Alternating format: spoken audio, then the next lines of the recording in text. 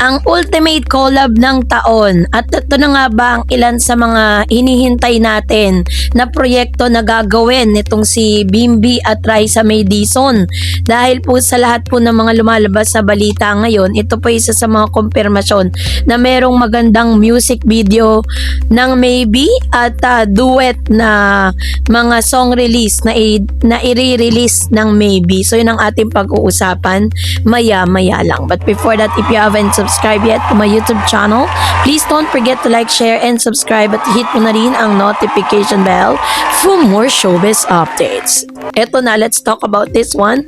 Sabi diyan, grabe, main character energy talaga matapos sumabog ang balita ukol sa productive meeting ni na Chris Aquino, Bimbi Aquino at ng mga executive ng ABS-CBN Music kasama sina Jonathan Manalo at Roxy. Wala nang nakapigil pa sa pagwawala ng kapamilya at dabarkads netizen. Sa pakikipagtulungan ng Cornerstone Entertainment at ABS-CBN Music, official nang iniluluto ang sinasabing pinakamalaking crossover ng dekada.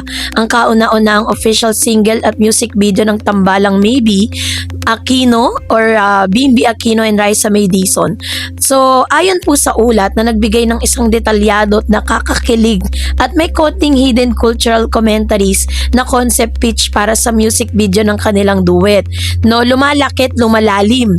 Music video storyboard. So, ito yung pwedeng or possible na pwede po nilang gawin, ano. And then the storyline, nagsimula ang music video sa isang lumang television set na nagcha-channel surf. Lumalabas sa mga iconic archive clips ni Bimbi at Raisa May noong 2013 mula sa movie at promotional tours at TV appearances. So, ito po yung yung kinukwento ko po yung mga possible thing na pwedeng mangyari sa kanilang music video. So, nagkaroon po ng matinding transition. Nagpe-play ang acoustic guitar intro ng kanta, unti-unting pumuputoy ang screen, paghupa ng ilaw, makikita ang isang modernong recording studio sa ABS-CBN. Nakatayo si Bimbi sa harap ng mikropono, nakasuot ng sleek, oversized Gen Z streetwear habang si Raisa May naman ay nasa kabila ng soundproof glass, nakangiti habang humahawak din na ng mic. So, sa kanilang studio banter, visual effect, bright, vibrant pastels. So, ang storyline, nagpapalit-palit ang mga kuha sa kanilang dalawa habang kinakanta ang verse na ipinapakita rito ang kanilang organic chemistry. Walang halong plastikan, kita-kita ang natural na asaran, tawanan at palitan ng makabuluhang tinginan. Sa part ng kanta kung saan sumasabay ang boses ni Bim, sa harmonies ni Raisa, saglit na natigilan si Bim at nakinting nakpayuko, no, sa kanipang raw unscripted moment of genuine kilig. So, sa kanila pong golden hour lightning, lumilipat ang eksena sa mga isang magandang rooftop sa Quezon City. Habang lumulubog ang araw, nakaupo si Bimbi at Raisa sa isang cozy setup na may string lights at vintage beanbag. Nag-uusap sila habang nagsishare ng inuman ng merienda. So, sa pinaka-climax, sa pinakamataas na note na kanta, tumatayo si Bimbi at Raisa, inalok ni Bim ang kanyang kamay kay Raisa para sumayaw ng isang simpleng slow dance sa ilalim ng mga ilaw. So, yan ang ilan sa mga pwedeng senaryo na aabangan natin kasi po matapos po maglabas ang ABS-CBN at ang Cornerstone na ito nga si Bimbi ay pipirma ng kanyang kontrata under Cornerstone at ABS para po talagang bigyan po ng pagbigyang diin yung kanyang talento sa pagkanta.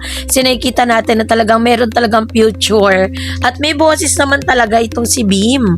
Kaya naman sabi po ni Miss Chris Aquino, sinasanay niya po ito pong si Bimbi para po talagang mas ma-enhance yung kanyang boses. At nakita natin sa Itbulaga na doon niya po kinikater yung kanyang talent kasama si Miss Raisa May. So, yung collaboration sa pagitan ng Cornerstone, ABS-CBN at ng mga icon mula sa Itbulaga ecosystem ay nagpapatunay na sa modernong media landscape concept, ang genuine connections reign supreme over network boundaries. The authenticity overpours truth. Ang kilig na dala ng Maybe ay gumagana dahil meron silang higit 10 taong kasaysayan. Hindi ito pilit na ginawa sa isang boardroom. Ito ay bunga ng tunay na pagkakaibigan na lumago sa harap ng madla. So dahil po dun sa mga lumalabas sa balitang ito po isa sa mga nagpapatunay na malapit na pong lumabas or parang nagkakaroon ng isang malawakang request mula sa mga netizen na magkaroon nga ng isang parang music video. Ito pong si Raisa at si Bimbi.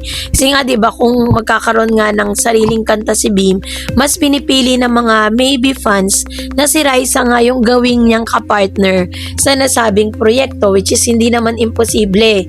Kasi syempre si Raisa po yung kanyang present na kakolab sa kanyang mga work, 'di ba? At the same time, ang dami pong supporters ng mga maybe fans like maybe international, Rai Bim, maybe officials, 'di ba? Yung mga Dover Cats sa talaga namang nagpupuyat, nanonood sa kanilang mga live sa TikTok, nag-share ng kanilang mga video sa Facebook, nag-edit ng kanilang mga video na talagang nagdadala ng good vibes sa lahat po ng mga netizen. Kaya naman, isa ito sa mga magaganda no na plano para po kay Raisa May at kay Bimbi Aquino. So ang abangan natin, paano kaya nila bubuuin no yung kanilang first music no na ilalabas ng Cornerstone at ng ABS-CBN. Kasi if you remember, kung makapapanood po ninyo, si Raisa na may boses din naman talaga. 'Di ba? Hindi po biro yung pagkanta niya ng sayang na sayang ha. Hindi lahat po nakakakanta ng ganun dahil sa sobrang taas ng timbre ng kanta na yon. Kaya naman, alam po natin na si Raisa at si Bim, hindi lang po sila magpapakilig sa telebisyon sa Eat Bulaga, but of course, inaasahan din ng mga Dover Cats na mapapanood natin sila sa isang music video na kung saan sila yung bida, na parang dun po sa music video na yun ikukwento nila yung kanilang karanasan at yung kanilang kung paano po nag-reunite agad muli yung kanilang mga puso dahil po sa isang pag-guest nitong si Mr. Bimbi na hindi naman natin akalain na sa unang pagkakataon ng pagkikita nila ng live sa telebisyon ganun po katindi no ang ibibigay na suporta sa kanila ng mga Pilipino, hindi lang dito sa Pilipinas kundi sa abroad. So yun po yung ilan sa mga first project na inaasahan natin na sila po ay together no, si Raisa at si Bimbi. Kapag nakita po ninyo sa news na si Raisa ay may ka-meeting na isang from Cornerstone, yun na po yung isa sa mga palatandaan na talagang meron na talagang duet, no? Meron na talagang gagawin na proyekto na magkasama si Bim at si Raisa. Ito na yung pinakaantay at pinakadadasal ng ilang mga maybe fans at ilang mga Rai Bim fans, mga maybe official fans na para sa kanilang unang proyekto ng pagsasama po nila. And I hope na this won't be the last kasi alam ko na mas marami pa at mas hahaba pa at mas pakikiligin pa tayo ni Raisa at ni Bimbi para sa kanilang pagsasama sa proyektong ito. And that's it for today. For more videos and updates, please don't forget to like and subscribe, and please don't forget to follow my Facebook page, Dareds TV and Dareds channel. God bless everyone.